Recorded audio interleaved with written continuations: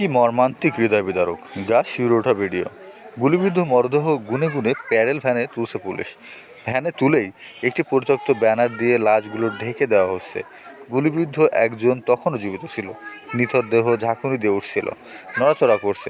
1 minute 14 সেকেন্ডের একটি video social মিডিয়ায় ভাইরাল হয়েছে, যা তোলপাড় করতে চলেছে। মানুষ জানতে চাচ্ছে এটা কখন এবং কিভাবে ঘটেছে।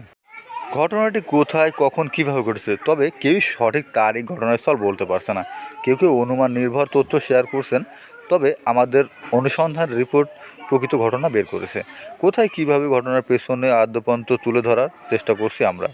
সরেজমিন থেকে জানা গেছে, পুলিশের ভ্যানে লাশের স্তূপ করে রাখা মর্মান্তিক ঘটনাটি আশুলিয়ার বাইফেল এলাকায় থানা রোডের গলিতে।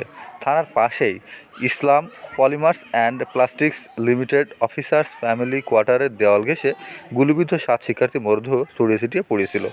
পরে পুলিশ লাশগুলো একত্রিত করে ভ্যানের উপর স্তূপ করে রাখে। এরপরে ঘটে আরও মর্মান্তিক ঘটনা। ঘটনার মর্মান্তিক বিবরণ আরও হৃদয় বিদারক। 5 আগস্টের কয়েকজন প্রত্যক্ষদর্শী বলে, 5 আগস্ট দুপুরে শেখ হাসিনার পদত্যাগের পর দেশ ছাড়ার পরপরই বাইফেল এলাকায় বিজয় মিছিল বের হয়। মিছিল শেষে বিকালে উত্তেজিত ছাত্র জনতা আশুলিয়া থানা ঘেরাও করে। এতে পুলিশ সদস্যরা আতঙ্কিত হয়ে পড়ে। থানার আশেপাশে নিরাপত্তার দায়িত্বে থাকা পুলিশ সদস্যরা দৌড়ে ভবনে ঢুকে পড়ে। ঢুকেই তারা থানার গেট বন্ধ করে দেয়। তখন বিকেল 4:30 বাজে। মাত্র 5 মিনিটের মধ্যেই আন্দোলনকারীরা চারদিক থেকে ঘিরে ফেলেন। তারা থানা ভবনে ইটপাটকেল ছুটতে থাকে, কেউ কেউ গেট ভাঙতে এগিয়ে যায়।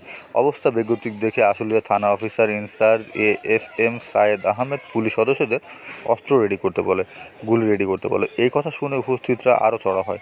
আশেপাশে উত্তেজিত অবস্থা ছড়িয়ে পড়ে। ওই সদর থানা ভবন থেকে বেরিয়ে এসে 30 থেকে 35 জন পুলিশ সদস্যরা গেটে অবস্থান নেন। বিকেল 4:40 ওসি সায়েদ আহমেদ গেটে এসে উত্তেজিত জনতাকে নিবৃত্ত করার চেষ্টা করে। তখন আন্দোলনকারীরা পুলিশকে উদ্দেশ্য করে ভুয়া ভুয়া স্লোগান দিতে থাকে। এক পর্যায়ে ওসি পুলিশ সদস্যদের অস্ত্র হাতে নিয়ে রেডি হতে বলেন। তখন ঘটনাস্থলে থাকা জনতাদের মধ্যে ক্ষোভ ছড়িয়ে পড়ে।